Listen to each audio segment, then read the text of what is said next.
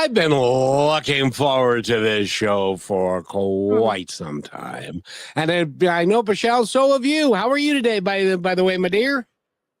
I'm doing so much. We learn so much every single day, Kevin. Just when we think we understand things, there's always another side to deepen that broadened view. But do you want to introduce our guest since you've been so excited?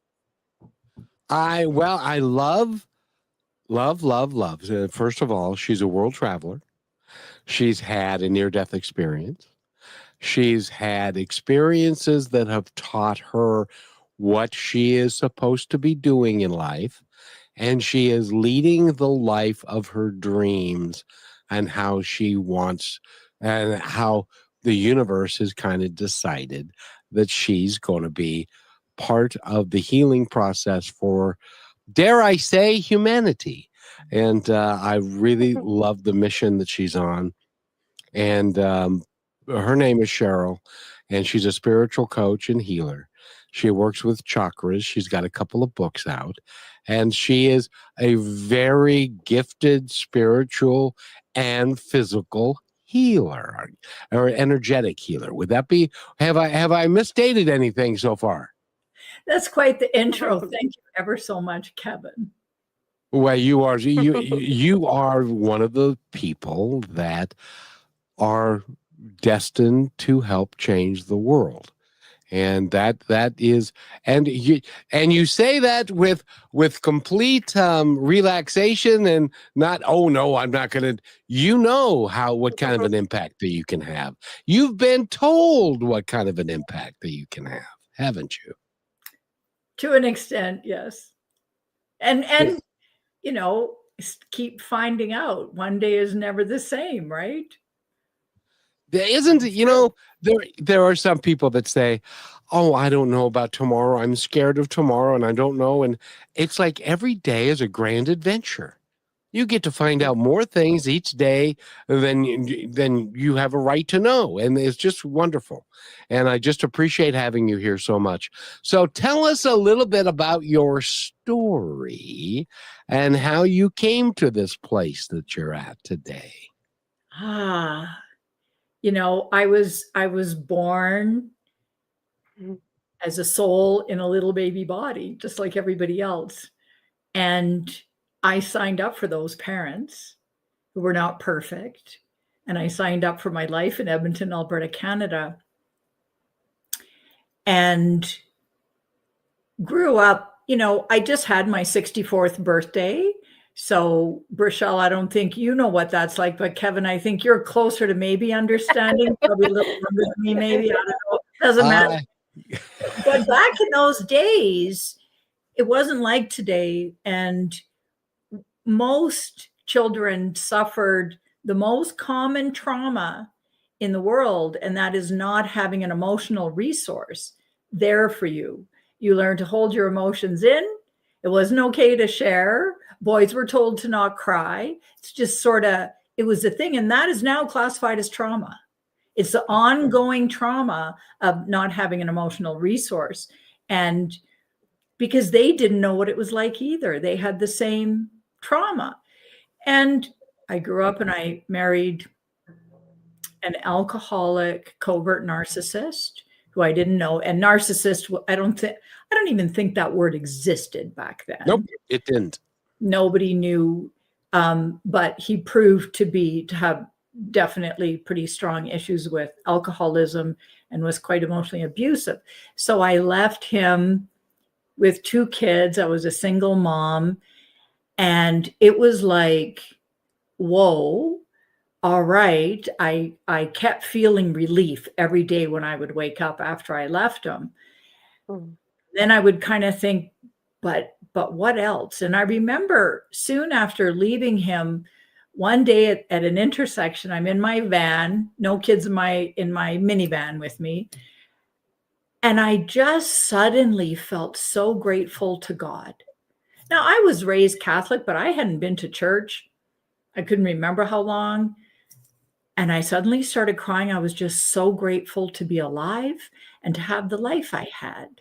And I learned later from a Sufi organization what step of realization that was, that it was a moment in time. It's step 4. I won't get into all that, but it's a big heart opening. And then your life changes after that. So I had that.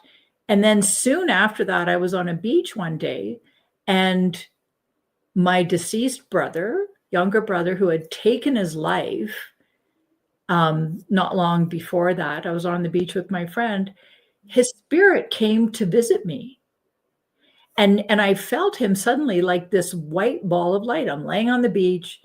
My friend is doing kinesiology on me. And all of a sudden, I just felt this tremendous love.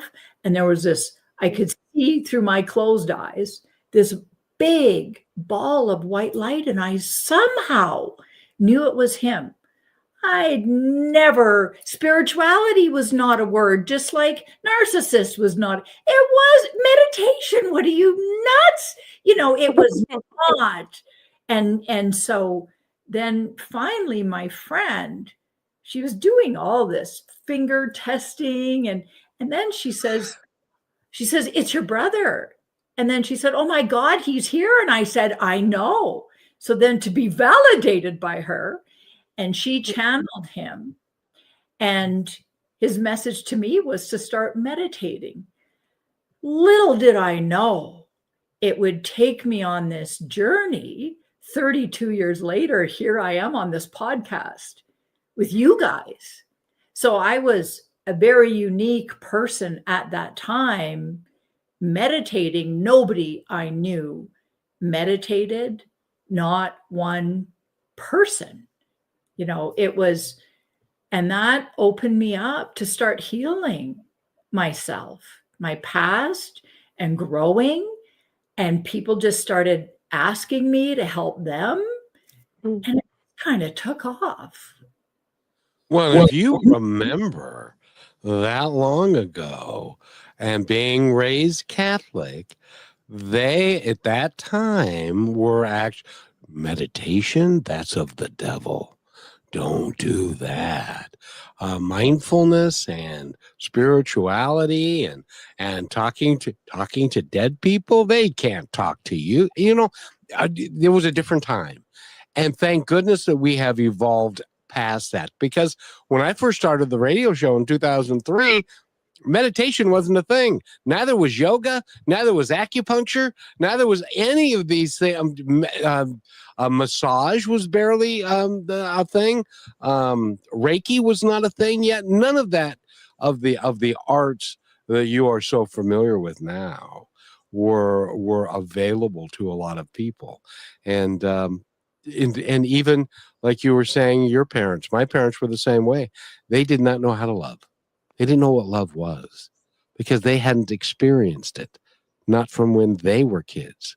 So we are in a really unique and wonderful time, don't you think? Oh, yes.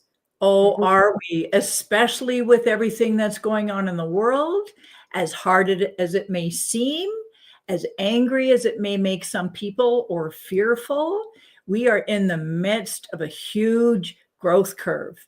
That's how I look at it. We are evolving faster than humanity ever has. And it's forcing all of us who want to grow and seriously evolve. It's forcing us to ramp up our practices, to put stronger intention. It's like just opening us up. It's time. Well, when you broke through and had this, Cheryl, when you had this realization of just loving life and realizing there was what was the normal to be impossible, you found and felt that it was possible. Well, what was that like? Like the next while of life after that, was it like super kind of common still and just more of spongy, just absorbing learning? Or was it like everything kind of hit you and then you are moving and processing through all these things and then you had another breakthrough type of thing? Like, what was that like? Oh, that's a killer question, Brichelle. Nobody has asked me that. That is a good one. It's so good because it's making me go back and remember. And this is what it was like. it was progressive. So it was like I could feel the gratitude without knowing what my life was going to look like, because I was living below the poverty line. I would have made more on welfare, and I knew I had to get a different job. But yet somehow I just had this belief. I started to have this belief because my deceased brother's spirit was talking to me, and my father completely denied it. Nope, she made that up. And he told all my brothers, don't believe her, she made that up. But my mother was very curious. But anyway, so it was it just started to open doors. So it was like soon after that, I started learning shamanism. I started learning it along with my sister-in-law, who would come to Victoria to visit, and started practicing that. And then I found out about the Foundation for Shamanic Studies. And so shamanism became my thing for about a decade. And I went to a lot of trainings. Any extra cash or even just putting it on my credit card, I was going. And so I did a lot of, so I felt the shamanism was separate than the meditation. And I was especially excited to learn shamanic healing. And it was through both practices that I was doing simultaneously, pretty much daily, that I started to have major breakthroughs, like really deep healing. And I didn't know what the key was. I did not know what my secret sauce was. I didn't get it until years later, and I kept going with it. Years later, I joined a spiritual school, Sufi organization, and they taught the full breath, the full rhythmic breath. Well, I had been doing that, but I wasn't counting the seconds. And it was because what happens, and this is, I think if I can just run off on this tangent right now, because it's juicy. This is, you want to hear this. If you're listening, and you're going to hear more, but this is so important. And that's why we see so much breath work today, right? Kevin, there was no, Rochelle, you remember when there was no breath work. So the breath, if you breathe in a long, full breath below your abdomen or below your belly button, using your abdominal muscles, you breathe slow. Let's do it right now. Put your hand on your abdomen and put your thumb at the level of your navel and relax your shoulders. Sit nice and straight and just focus all your attention there. And you exhale completely. So you squeeze your abdomen and you expel all the air, and then you inhale fully and let your belly expand. And you want to do this to 6 or 8 seconds. It changes the brain function. As soon as you start to do that, you are not doing mindfulness. You can throw mindfulness out the window as soon as you do that, because what you're doing, you're accessing what's in your subconscious, because you've changed the brain function. You are now breathing with your frontal lobal brain, and it frees up your subconscious. And that's what I was doing the whole time. I was meditating without realizing it, because I remember my first meditation class. She was telling us breathe normally. And my body kept wanting to breathe with this long breath.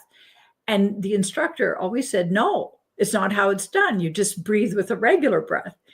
And so I asked myself one day, why did I do that? And it's because I grew up in Edmonton, Alberta, Canada. And I'm still uncertain whether the people that live in Wisconsin have as cold a weather as we do up in Alberta.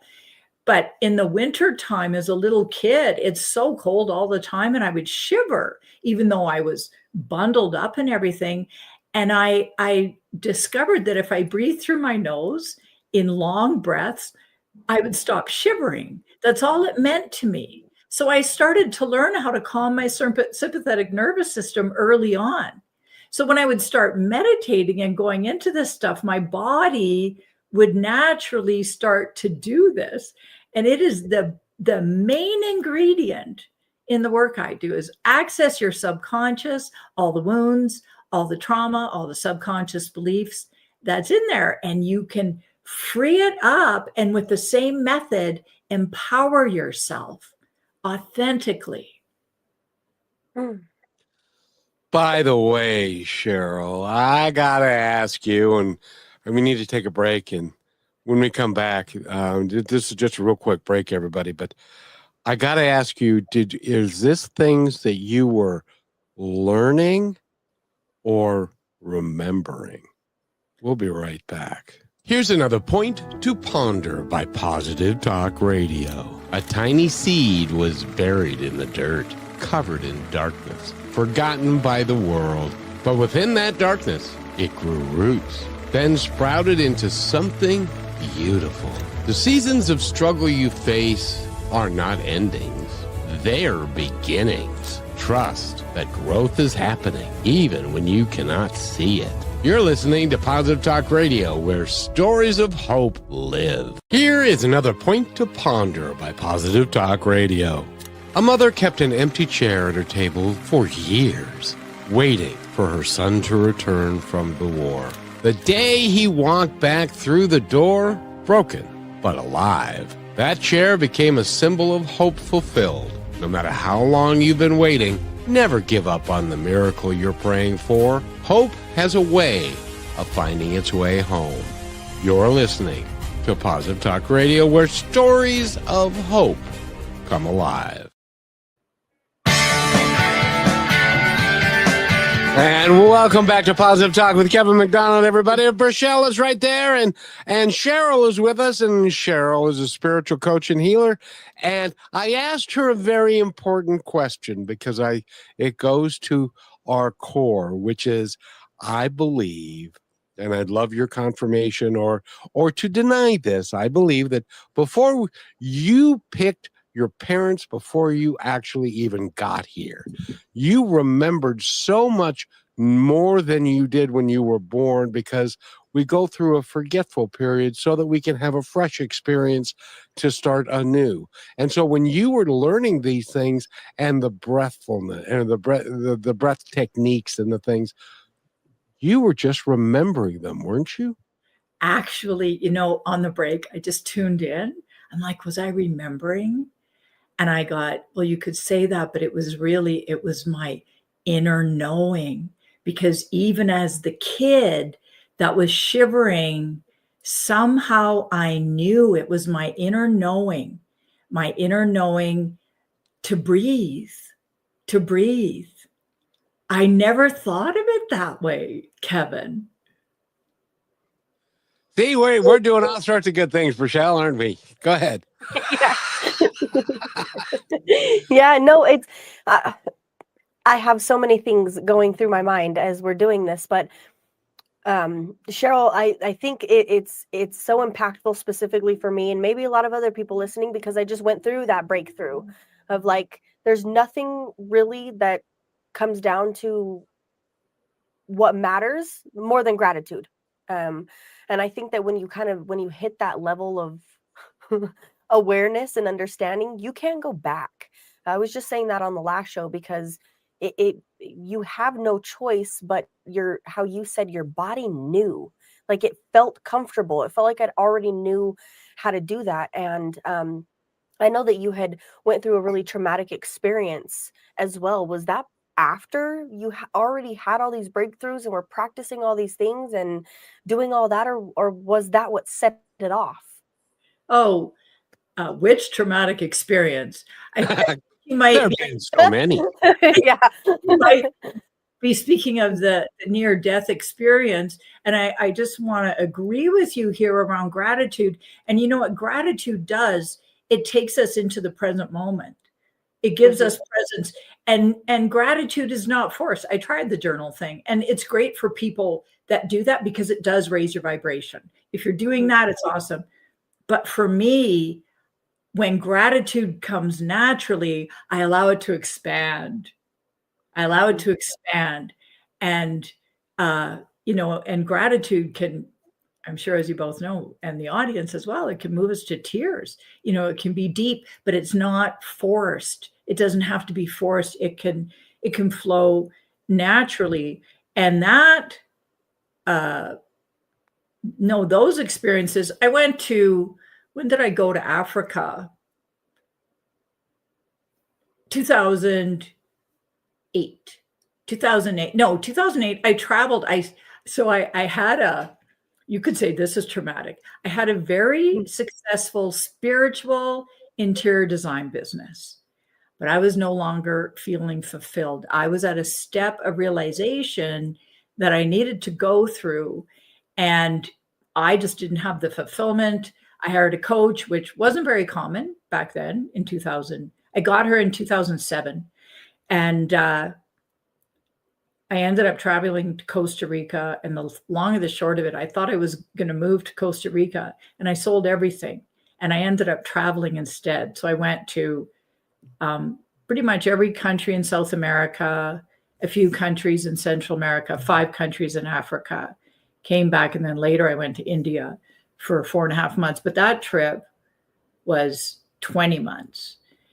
And it was, on that trip, because I was in this space of the one and only dark night of the soul that people go through. And it's when you become an expert at something. I'll try and describe this as briefly as possible. You become an expert at something, and then that thing that used to give you so much joy and fulfillment no longer does.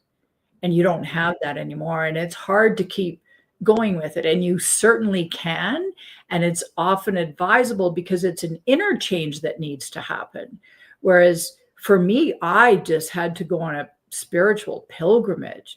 So on all the chicken buses I was on, all the matatus, I'm telling you, the motorcycles, all of it, I was meditating. This was a spiritual pilgrimage to find out, what am I here for? I already had a very spiritual interior design business. I was teaching meditation on the side. I was doing healings, and I couldn't figure it out. I look back at it now like, okay, Cheryl. Anyway, so no, it was, I'm kind of, sometimes I have to say, I think I'm a bit of a slow study, because it just takes so much to get through to me. I have, so many of my clients have a lot of resistance, and I get resistance because, hello. Anyway, so I was in Uganda, and my first power animal in shamanism was gorilla. And I thought, wow, I could go to Bwindi and see the mountain gorillas. Wouldn't that be cool? So that was a big adventure in itself. Went and saw the mountain gorillas, and coming down the mountain, the RAV4 that I was in, the brakes failed. And this is a very steep road. It's like a kid's, how kids draw a mountain, just pointy, and the classic, the single lane dirt road that goes around. We start picking up speed, and the driver pulls the emergency brake, and it doesn't work.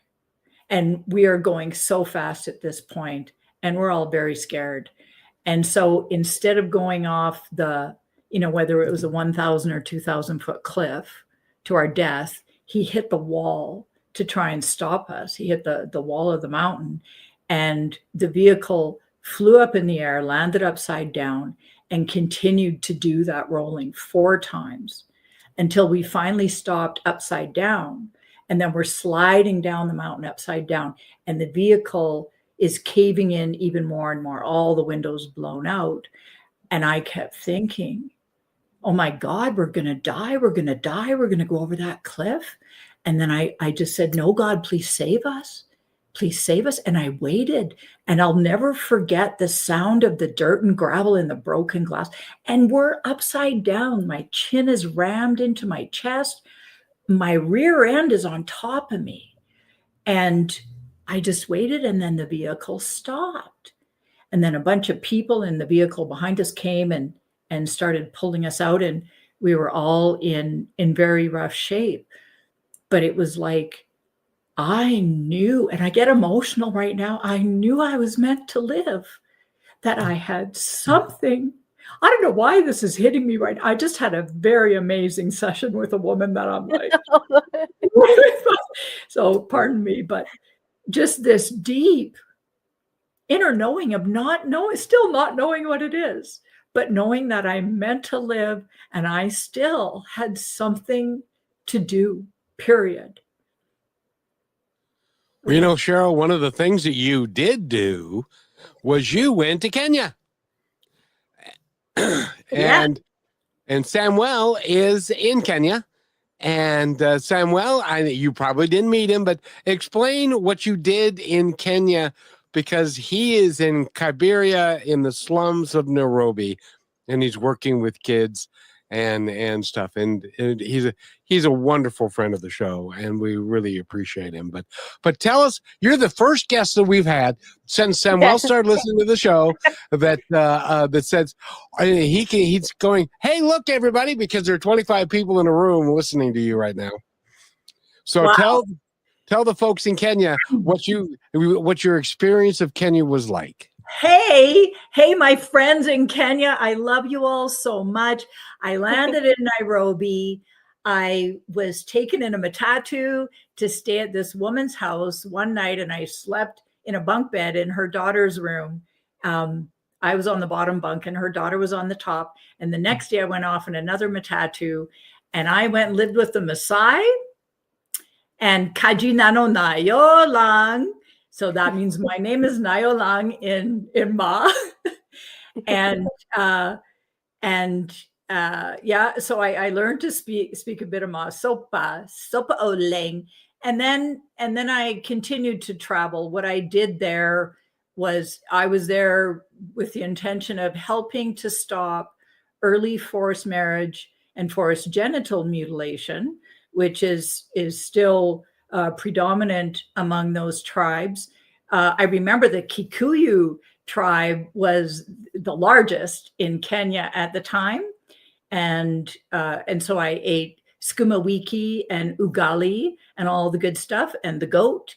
And I was initiated as a Maasai, but I helped the adults who had left school. I helped them learn to speak more English and help them with math, help them continue on with their studies. And I helped women learn skills. So people would send me money, and I bought sewing machines and I taught them how to sew. I'd been sewing since I was 7. And so we had sort of a building with just a roof and kind of little pony walls, and they were all treadle machines. So I had to go back to Nairobi, and I took Helen. That was her English name. I took Helen with me, and she didn't know how to cross the street with the red lights and green lights. She only went with the other people. When the other people went, I said, Helen, why are you going to cross the street now? She said, well, because that person is. I said, no, the light's red. She goes, well, what difference does that make? Anyway, and so Salaton Ndutu was the chief. And I think I said I was, I don't know did I say I was initiated as a Maasai warrior. That was quite the thing. And I used to tease the men sometime. There was these young men wanted to take me as their wife. And I would just say, no, I would like to take 4 of you as my husband, and I'll give you all your varying tasks. And they could never believe I would say such a thing. Anyway. And you went to Masai Mara? Is that right? Yes, I went to Masai Mara. I was in Narok.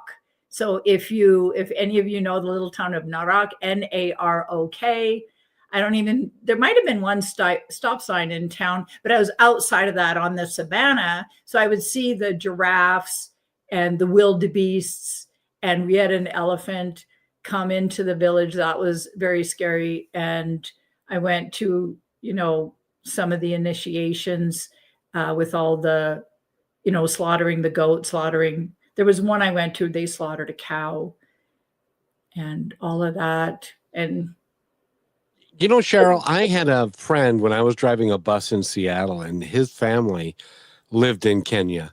And he said to me, I don't know that I can believe this. So can you and Samuel confirm this or not? He said they had a pet cobra. the cobra lived in their house and ate the mice, and that's how they kept the mice. I had no idea. It would scare the hell out of me if I got out of bed and there was a cobra next to me. I'm like, I don't know. We didn't have a cobra. I don't know about you, Samuel. You live there. I was in Africa for 5 months. But I did have what I called the man-eating rat in my hut, and it was about this big. And the first night on my bed, I was actually staying in the chief's hut. I was dreaming that there was a dog on the bed, and then I woke up and something was moving on the bed beside me. And I thought, there's a dog in my room. What's a dog doing in my room? And here it turned out to be this giant rat, and it ran on the floor, and I couldn't get my lantern lit. And so I took the chief's stick. He had this beaded stick, and I'm trying to hit this thing. And then it came up and hissed at me like that. And I screamed at the top of my lungs, and nobody came.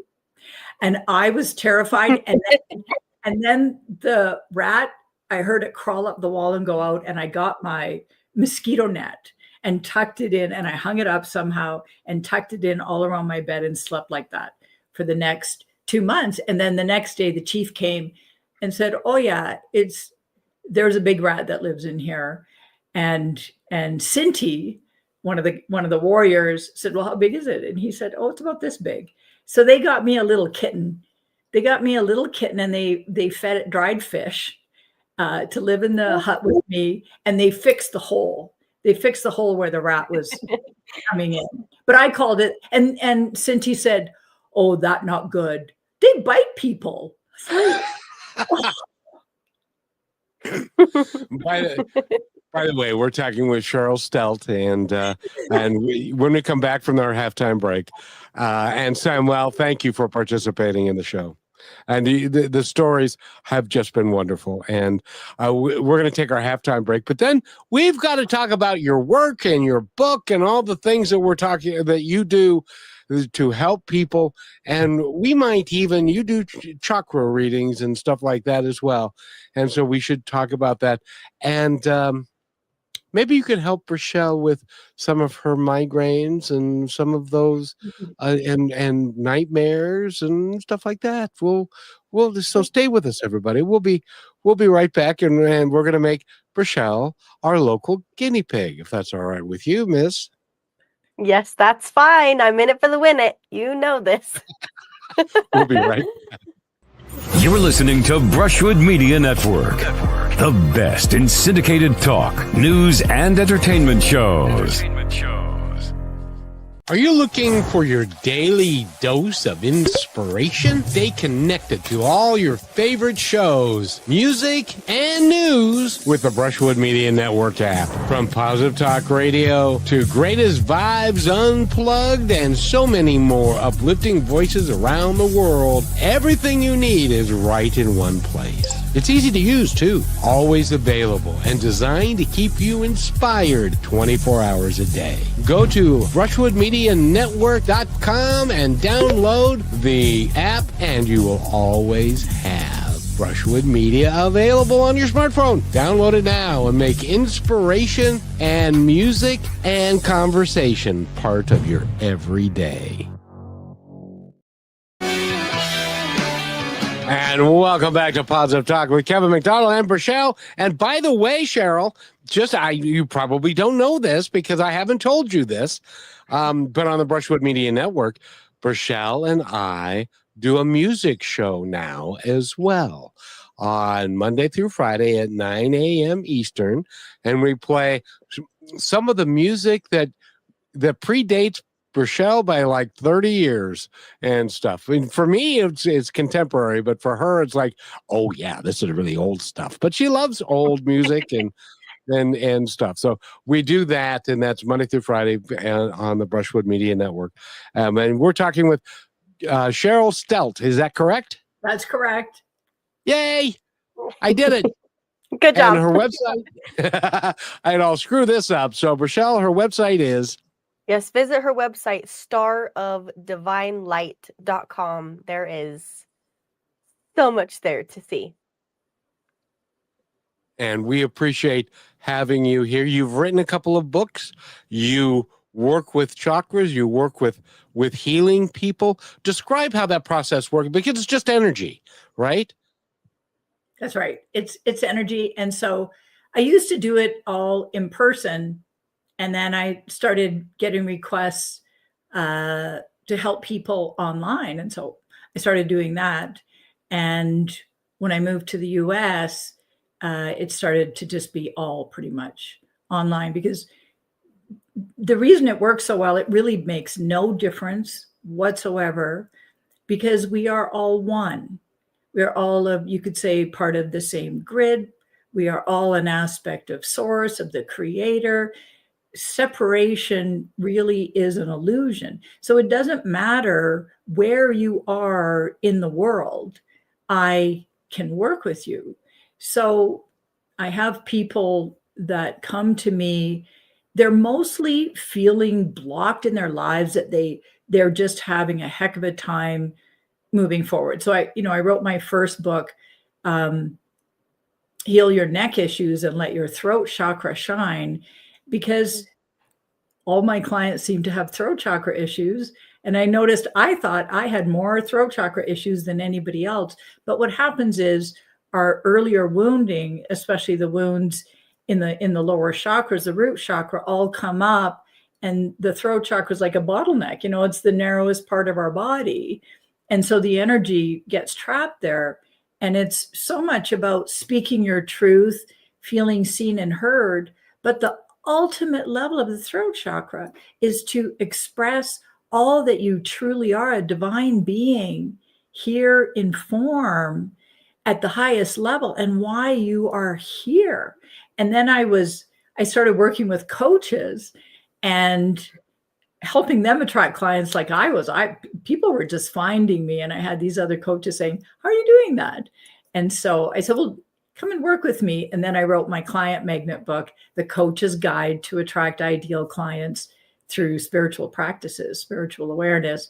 And I think it's my biggest selling book, which kind of surprises me. But I have a book I wrote just less than a year ago, From Block to Powerful. That's my most recent book, which is, they're all workbooks. They're all full of all sorts of spiritual practices, how to really make them your own. But this one is sort of, I think of it as my legacy book, to really help you unlock that inner clarity and authentic power. Because I believe we are all powerful beyond what we can currently imagine. It's true. So when you're working with people and doing the chakra work, do you give them tools and skills to take home so that they can find the awareness to it in the first place? Yes, absolutely. I help every single person who wants to become their own energy worker, because it's all about the experience. You can go through and read a book. You can read one of my books, but if you don't do the practices, it's just mental information. You want the experience, whether that's through meditation, whether it's through shamanic practices, whether it's through healing with me. And it's through healing with me that your life will change, and you will likely find a way to integrate it into your work. I can't tell you how many people, especially coaches, but other people in business, or even mothers with their kids, the work that we do, they integrate it. They find a way to integrate it to help others in their own unique way, because it's the healing that leads to the empowerment. And they learn, and it's about finding the absolute truth of your being. I don't give anybody affirmations or mantras to do. I help them find their unique affirmations and mantras within their being. It's not my business to tell them go and do this mindset work, because it's that might be from me. I help them find the truth of their being, and it's through the healing and empowerment that they clear out the old subconscious beliefs and the new real ones come in, the truth, and they start to live differently. So it's all through meditation and the energy healings. And then I have a lot of other various spiritual practices, depending on which program you're in. Very, very good. Kevin, do you have a question? Because I've got 3 in my mind and I need to pick one. I want you, because this is important.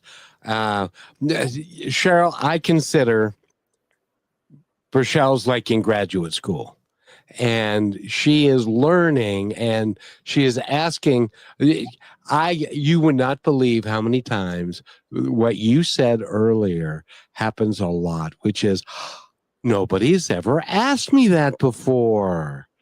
And it's because she uses her intuition, and the universe provides. I did the same. This is what I taught her. I'd like to take credit for it, but I can't.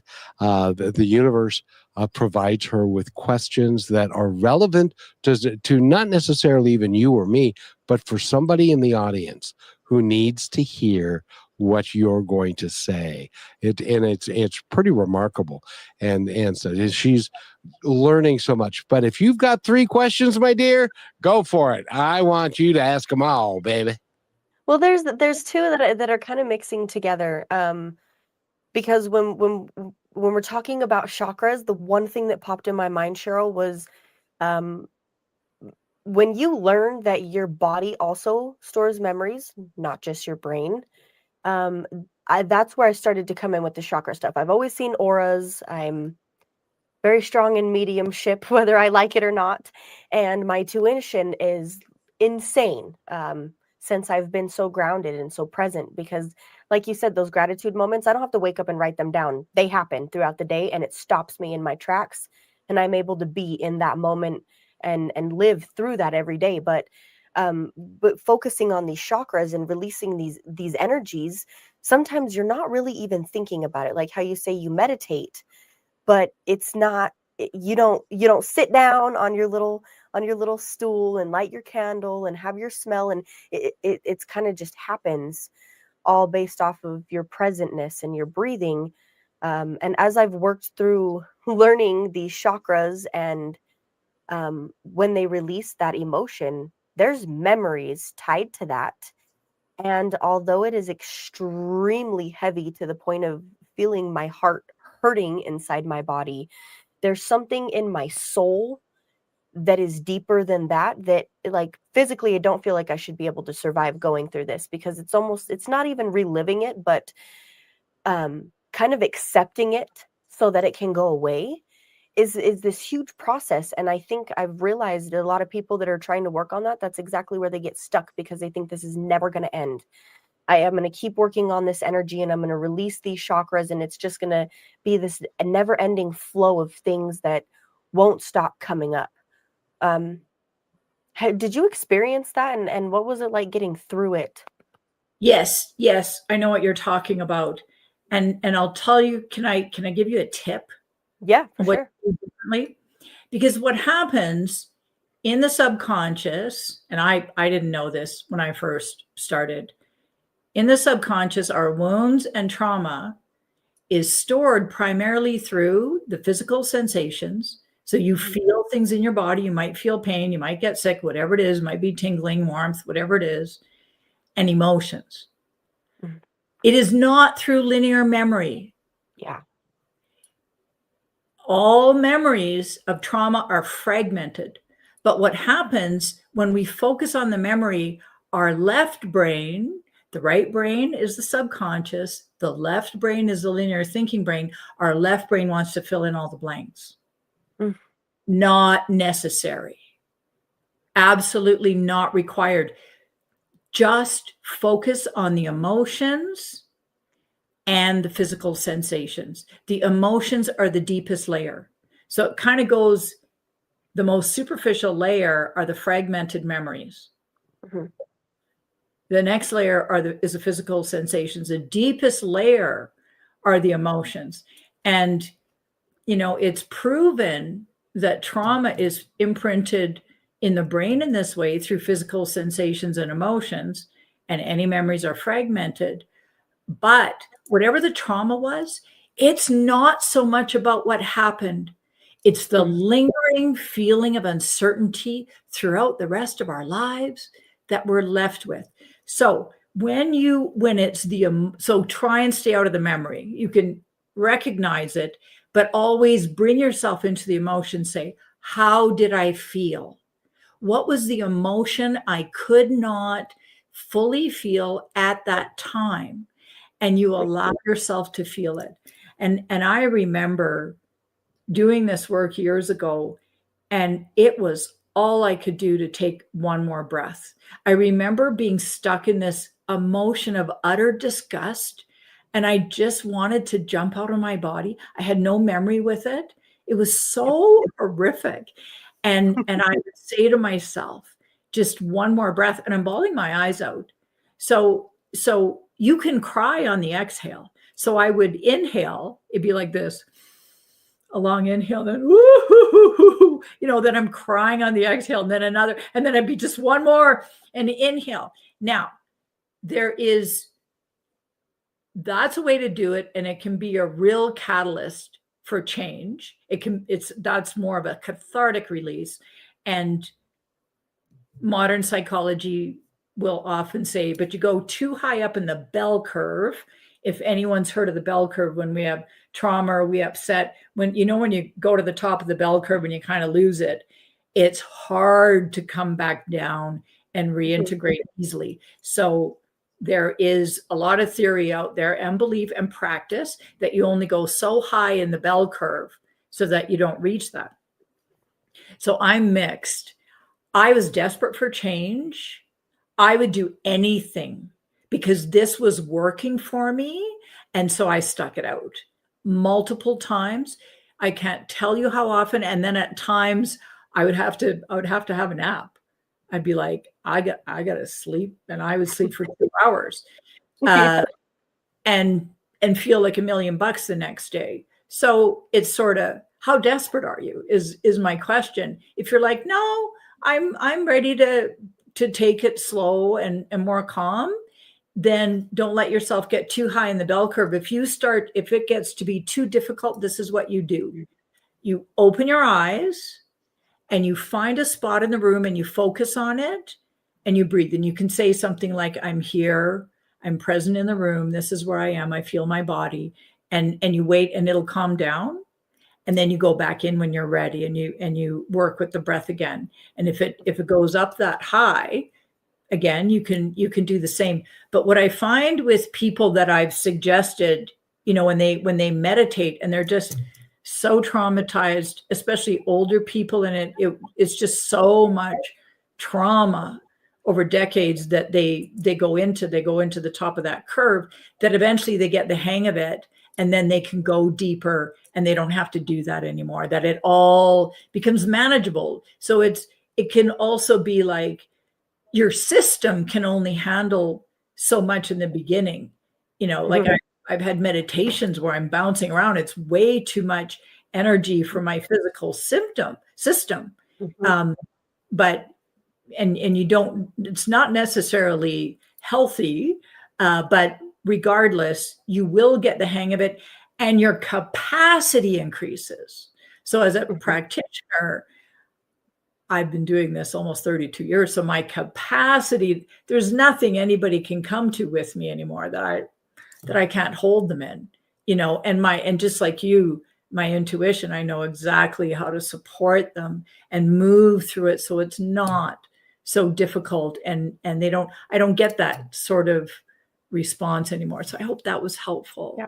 No, that was perfect because the key thing that you said, Kevin, we can still take the break if you want to. I know we just moved past it. I'm so sorry. No, we're just going to kill it. We're good. Okay. But yeah, Cheryl, when you mentioned that I've never really gone through a state of being like that most people experience, but it was the realization of I have control. Like I feel like I'm out of control, but I'm fully in control. I know what I'm feeling. I can be thankful for feeling those things. I can It was, I almost got like irritated at myself while I was crying, just like growling and grabbing my steering wheel, because I realized like I have full control of how this affects me right now. I can let myself feel it. That was a big thing for, starters. But it was also, what am I going to do now? Usually it would be those moments that it would happen and I would, it would take us down, and it does. You just want to curl up and you want to hide, and everything just becomes so much. But when you realize that it doesn't have to be that way either, that you can go through those things and continue to grow, continue to process, continue to learn.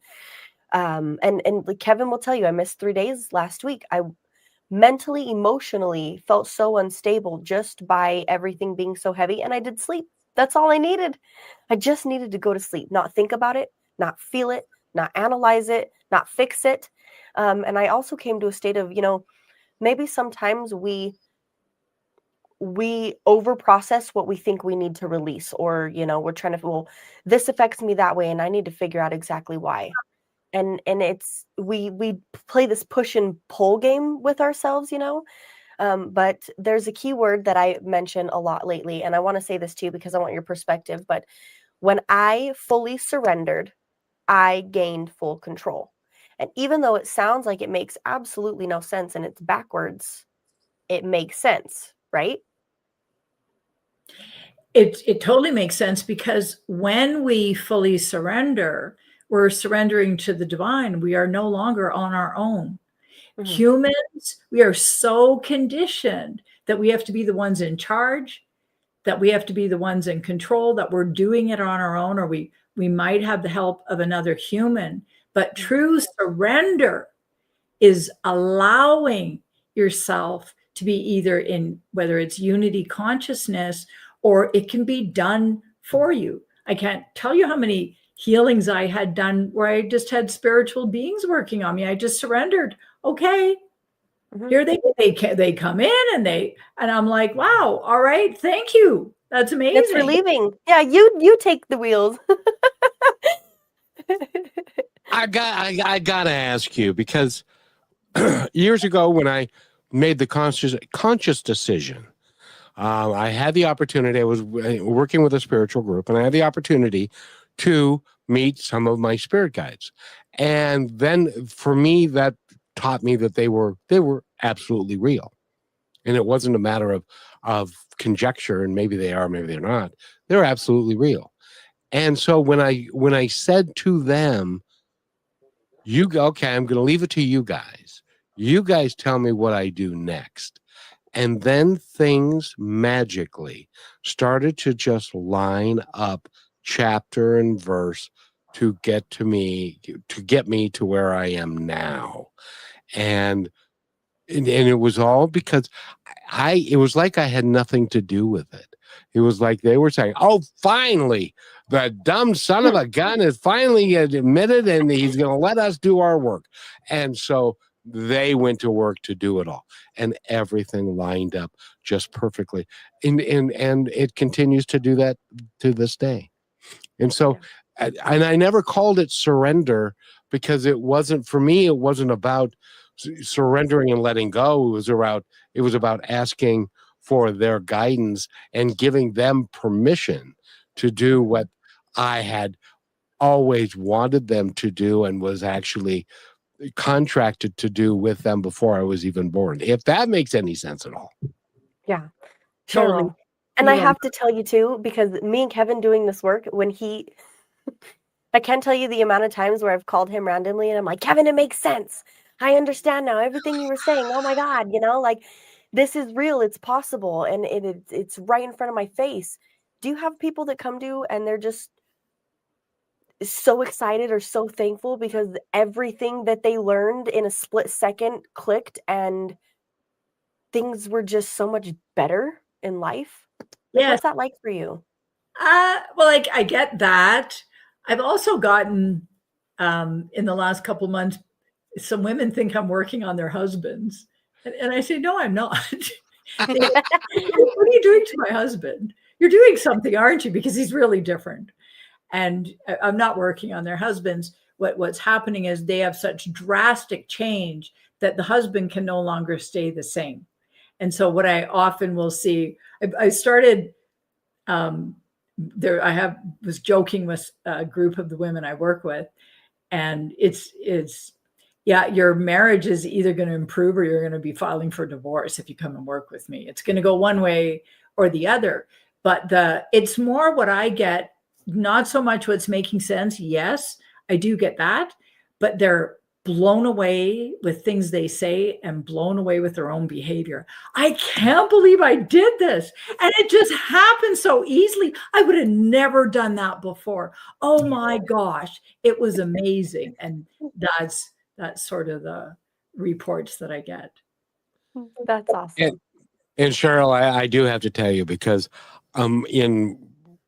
when I was started to do the radio show and was meeting people like Neil Donald Walsh and Gary Zukav and was really invested in their work and stuff, I began to change. And so this was one of those deals where my wife refused to change. And so it now became impossible for us to coexist at the same level. So what did she do? She found somebody who resonated with her at the lower level of where she was at. And that's how the affair happened. That's how the marriage ended. And then she found out that he had issues as well. So, but it was because she didn't want to go and raise her vibration. She didn't understand any of that. And so that's a natural thing. And that does happen to people, doesn't it? It happens all the time. But boy, when the other party just naturally accepts it when they're doing their own work, it is magic. Yeah. It's amazing. It's amazing what can happen. But then even if they part ways, I have one of my clients let me know she's actually filed for divorce, but she's meeting all these people, and all her relationships are different, and she has way more relationships than she used to have. So your life is going to shift, because I love that you bring up vibration, because that is essentially what happens. We continue to raise our vibration. It's sort of like this. We're vibrating at a certain level. But if you look at the chakra work, and I do readings, I mean, I get a lot of stuff. It's not just chakras, but when I see the chakras, and so any chakra blocks look like black. It's not moving. There's no flow. And the rest of the chakra is all light. There's a lot of flow. And so what happens as we clear and release these blocks, you become more light.